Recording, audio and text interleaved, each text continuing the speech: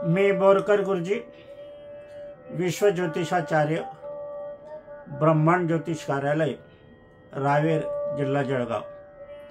रावेरचा pin code number आहे 425508। माझा mobile number आहे 9850015558। कार्यक्रमाला मध्ये फार अवकाश झाला, 8-10 दिवस गेले। त्याला कारण असं होतं की माझी पत्नी स्वर्गीय सौ निर्मलाबाई बोरकर यांचा मातृगयाला श्राद्ध होतं। त्या पित्यर्थ आम्ही तिथे भव्य दिव्य कार्यक्रम केला आणि नंतर मग आम्ही रावेरला परत आलो।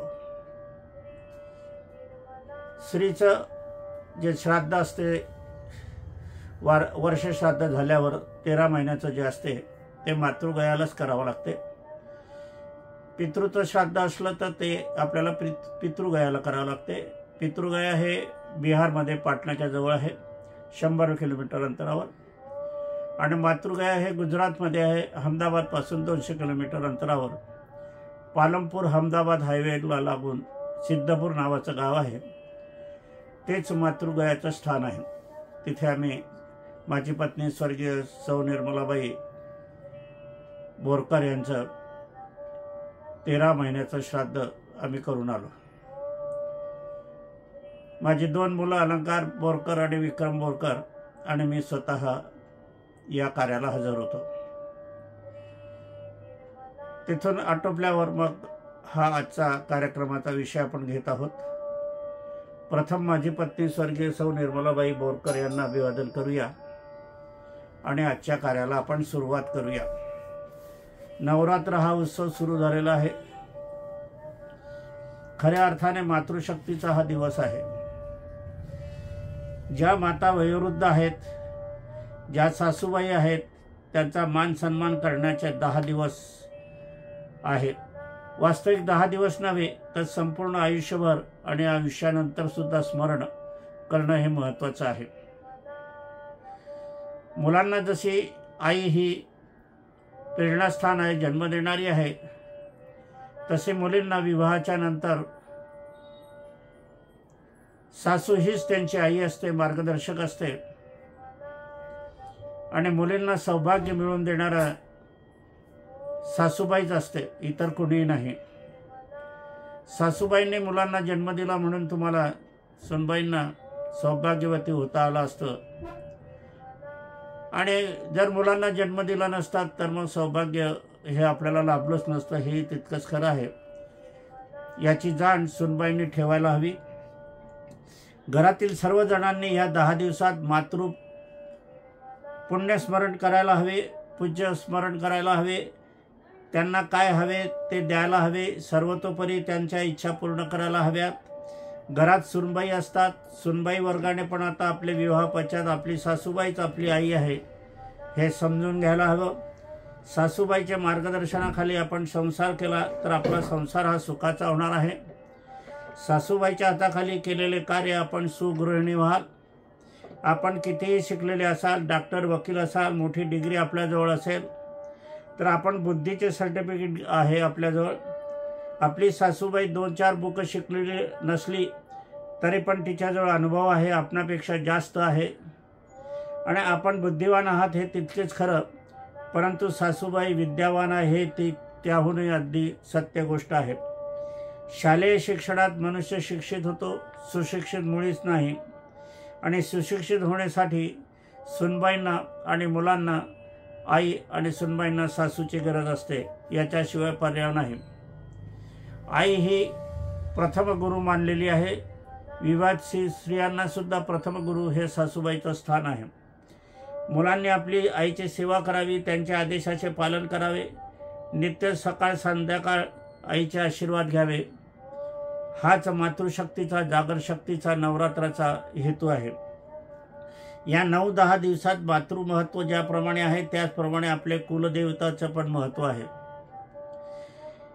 याचा अर्थ असा आहे की 10 दिवसात एकमेव कुलदेवतेचं स्मरण करावं, नामस्मरण करावं, देवी देवतांचे पूजन करावे, परंतु इतरांचे मुळीच करू नये, त्यांना स्थान देऊ नये, नाहीतर आपला कुलदेवता हे गौणत्वात जाते। अनेक सुनबाई आपली माहेरची देवते पूजनाला महत्त्व देतात. हे सर्वत्र चुकीचं आहे आणि हे लाभाचं मुळीच ठरणार नाही. पती घराण्याच्या कुलदेवता आहे, त्याच आपल्या देवता आहे, हे तुम्ही समजून घेतलं पाहिजे.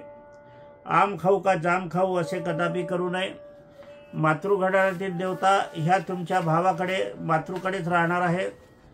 तुम्ही विवाहित झालेले आहात त्यावेळेला तुमचा संबंध हा पती घराण्याचे संबंध जोडला जातो. म्हणून पती घराण्याचे जे देवी देवता असतात, कुलदेव असतात, कुलदेवता असतात, हेच आपल्याला पुण्य आहे. माहेरच्या देवी देवतांचं स्थान सासरी असता कामा नये. विवाह पश्चात केवळ पती घराण्याच्या देवी देवता या मुलींच्या असतात. देवी देवतांच्या परंपराबाबत मातृघराण्याचा विचार हा घेतलाच जाऊ नये. वर्तमान नवीन पिढी ही अनेक महाराजांच्या पूजनाला महत्त्व देऊ लागलेले हे सर्वत्र चुकीचे आहे. ज्या महाराजांनी ईश्वर भक्ती ही देवांची केली असताना आपण मात्र देवी देवता सोडून इतर महाराजांचे भक्ती पूजन करीत असतो, हे सर्वतः गौण आहे. खऱ्या अर्थाने ईश्वर देवी देवतांचे पूजन हे सार्थकी लागत असते. महाराज मंडळी आपणास केवळ मार्गदर्शक असतात. अध्यात्माची उजळणी ते शिकवतात, परंतु त्यांच्याकडून भाग्य आपणास मुळीच मिळणार नाही. सर्वप्रथम घराण्याच्या ज्या कुलदेवता आहेत, कुलदेवी आहे, यांचेच पूजनाचे फळ आपल्याला मिळणार आहे. वर्तमान पिढी देवी देवतांच्या आकारमानापेक्षा महाराजांच्या आकारमानाचे फोटो घरात लावतात आणि त्यांच्यासाठी अधिक वेळ देतात. पण हे सर्वतः चुकीचा प्रघात आहे, चुकीचा पायंडा आहे.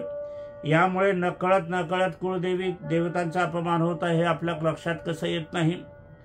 आपणाला जे प्राप्त व्हायस हवे, आपल्या ज्या इच्छा आहे त्या महाराजांमुळे सफल होणार नाही, ते आपल्या कुळदेवतामुळेच सफल होणार आहे. कुळदेवा आणि कुळदेवते यांना आपण मनाप्रमाणे ठरवत नाही. या परंपराच्या घराण्याप्रमाणे चालत आहे. त्याच्यात यत्किंचितही बदल करण्याचा आपल्याला अधिकार नाही. आपले जे पूर्वज होते त्यांच्याच पूजनाचा स्थान आहे. या कुळदेवता कुळदेवी यांना बदलवण्याचा अधिकार आपल्याला किंवा नवीन पिढीला मुळीच नाही. असं असताना त्यांचे पूजन न करणे, त्यांना गौण स्थान देणे हे पातक ठरणार आहे. देवघरात देवघरांच्या खोलीत फक्त देवांचा निवास असावा, वास असावा. महाराजांचे फोटो देवघराच्या खोलीत सुद्धा असता कामा नये.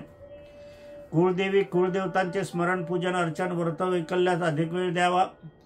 कुळदेवी कुळदेवताऐवजी आपण इतरांच्या पूजनात वेळ जाऊन आपणास कार्यलाभ मुळीच होणार नाही, पण उलट दोषाचे भागीदार आपण व्हाल. वेद, पुराणे, मनुस्मृती यात केवळ देवदेवतांचाच उल्लेख आहे, महाराजांचा मुळीच नाही, हे लक्षात घ्या. हे भक्तगणांनी लक्षात घ्यावे. मी 1965 साली गाणगापूरला गेलो होतो आईवडिलांना घेऊन. त्यावेळेचे नंतर मी 2 वर्षापूर्वी गाणगापूरला जाऊन आलो. त्यावेळेला 1965च्या वेळेला जे गाणगापूर मंदिराची स्थिती होती तशीच आजही स्थिती आहे. फार भव्य दिव्यपणा या मंदिराला आलेला नाही आहे. आणि जवळच महाराजांचे ठिकाण आहे, ते आलिशान AC भव्य दिव्य झालेले आहे.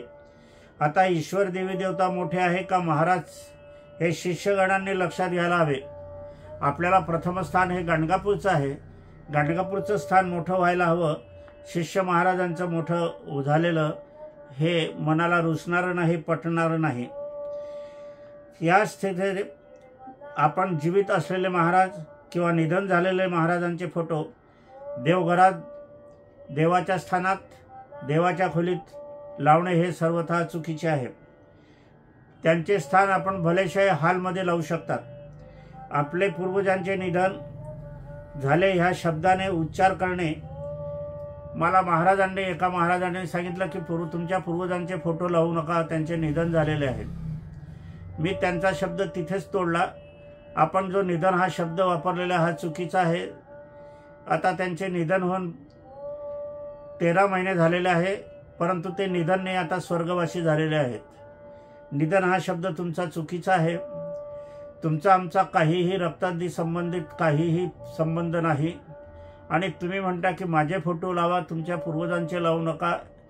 हा कोणता अजब तऱ्हेचा न्याय आहे हेच मला कळत नाही. तुम्ही आम्हाला काही दिलेलं नाही. माझ्या आईवडिलांनी मला धन दिलं आहे, संपत्ती दिलेली आहे, मला प्राण दिले आहे, मला जीवदान दिलेलं आहे. आणि सर्वस्वी दान करून त्यांनी जीवनसुद्धा त्याग केलेला आहे. तुम्ही उलट माझ्याकडनं दक्षिणा घेत आहात, देणगी घेत आहात, पैसा घेत आहात, धनसंपत्ती घेत आहात, याचा अर्थ तुम्ही याचक आहात. माझे आईवडील, माझे पूर्वज हे देणारे आहे आणि त्यांच्या सारखा आईवडिलांसारखा दानशूर मनुष्य किंवा आई ही जगामध्ये कुठेही नसते. आईवडील आपल्याला सर्वस्व देऊन जातात आणि शेवटी प्राणत्याग करूनही जातात. असं असताना आपण आपल्या आईवडिलांचेच फोटो लावायला हवे. फोटो लावायचे आहे तर ते मोठ्या आकारात लावा. महाराजांच्यापेक्षा मोठ्या आकाराचा फोटो आईवडिलांचा असायला हवा. आमच्याकडून उपेक्षा ही झाली नसावी. सत्य जाणावे. नवरात्राचा उत्सव हा आपल्या घराण्यातील कुळ देवी देवतांचा उत्सव आहे आणि तो आपण घराण्यामध्ये संबंधित आपण 10 दिवस मोठ्या उत्साहाने साजरा करायला हवा. वेगवेगळे देवी देवता आहेत, सर्व पूजनीय आहेत, परंतु खऱ्या अर्थाने आपले कुळदेवता आणि देवी यांचे महत्त्व अनन्यसाधारण आहे. हे महत्त्वपूर्ण आहे. आपले सर्व व्रत, वैकल्य, सणवार, उत्सव हे आपले कुळदेवता कुळदेवी या संबंधित राहत असतात आणि आपला जन्म त्यातूनच झालेला आहे. आपला जो पिढीजात, आता आपली पिढी कितवी आहे काय आहे आपल्याला सांगता येणारच नाही, कारण आपण जास्तीत जास्त 2, 4, 5 पिढीपावतर पोचू शकतो. याच्यापूर्वी काय आहे आपल्यालाही कळत नाही. परंतु एवढं मात्र सत्य आहे की आपल्या कुळदेवी आहे, कुळदेवता आहे, गोत्र आहे, हे सर्व पारंपरिकरित्या आपल्याला चालत आलेलं आहे. आपल्याला पंजोबांनी आजोबाला सांगितलं, आजोबांनी मुलाला सांगितलं, मुलांनी नातवाला सांगितलं, नातवांनी पंटोला सांगितलं, अशा रीतीने हे सर्व परंपरा चालत आलेली आहे आणि हीच सत्य आहे, बाकीचं गौण आहे.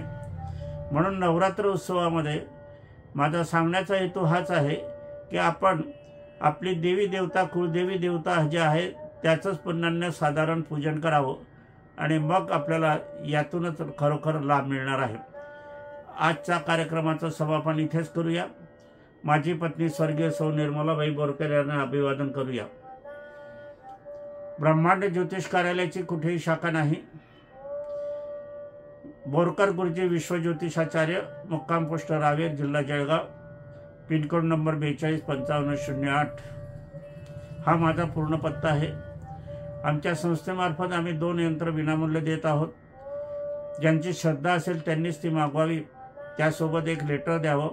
11x5चा पुष्कळसे जण मोठे पाकिटे पाठवून राहिलेले आहे. एवढे पाकिटं त्या पोस्टाच्या पेटीतही जात नाही. लक्षात घ्या, आकार 5x11चंच पाकिट पाठवा. याच्यावर मोठं पाकिट पाठवू नका. त्यावर तुमचा पत्ता लिहा आणि 20 रुपयाचे साधी पोस्टाची तिकीटं लावा. त्यानंतर ते पाकिट दुसऱ्या पाकिटात घाला. तेही 5x11चं घ्या. पहिल्या पाकिटाला घडी घाला आणि या दुसऱ्या पाकिटावर 20 रुपयाची पोस्टाची साधी तिकीटं लावा किंवा स्पीड पोस्टाने ते पाठवले तर अत्यंत उत्तम.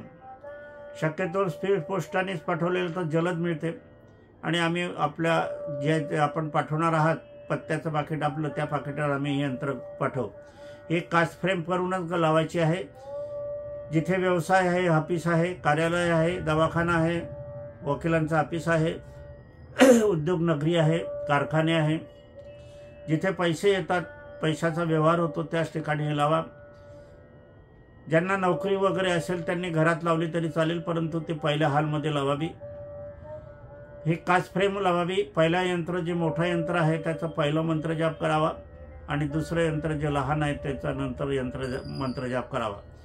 सकाळी केला तरी चालेल, संध्याकाळी केला तरी. दिशेला महत्त्व नाही. कोणत्याही दिशेला आपण लावू शकतात. एका रांगेत दोघे लावू शकतात किंवा दोघंही समोरासमोर किंवा बाजूला तुम्ही लावू शकतात. परंतु ज्यांची श्रद्धा असेल त्यांनीच ही यंत्र मागवावी आणि आपल्याला काय लाभ झाला तो लाभ आम्हाला कळवावा. हा पण लाभ कळवला असल्यावर मग आम्ही जी पुढची यंत्रसिद्धी काही प्रसिद्ध होईल त्याची सूचना आपण तुम्हाला मोबाईलद्वारे आम्ही देणार आहोत. म्हणून मोबाईल नंबरही द्या.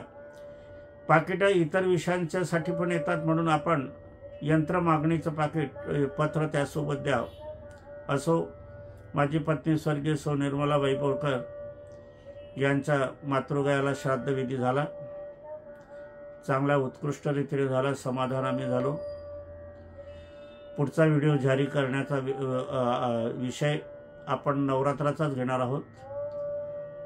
आपण श्राद्ध दिनीचे जवळजवळ 17-18 व्हिडिओ आपण टाकले. त्याविषयी पुष्कळांचे मला फोन पण आले. पुष्कळशी माहिती मार्गदर्शन तुम्ही केलं असं अनेकांनी सांगितलं. त्याचप्रमाणे आपण नवरात्राचा विषय आपण सांगणार आहोत. आजच्या कार्यक्रमाला इथेच विराम देऊया. माझा मोबाईल नंबर आहे 9850015558. मोबाईल व्हॉट्सअपद्वारे पण आम्ही मार्गदर्शन करतो. कार्यालय सुरू झालेलं आहे, लक्षात घ्यावं. ज्यांना मला भेटायचं असेल त्यांनी अगोदर मोबाईल करावा 9850015558. नंतर यावं. रावेरला आल्यावर अलंकार बोरकर ज्वेलर्स किंवा विक्रम बोरकर ज्वेलर्स यांच्या शोरूमच्या आतमध्ये जावं. आम्हाला गुरुजींना भेटायचं आहे असं सांगायचं. ती माणसं माझ्याकडे आपल्याला आणून देईल. या दोघे शोरूमच्या एकच अर्धा मिनिटाच्या अंतरावर माझं कार्यालय आहे. असो, आजच्या कार्यक्रमाचं समापन इथेच करूया.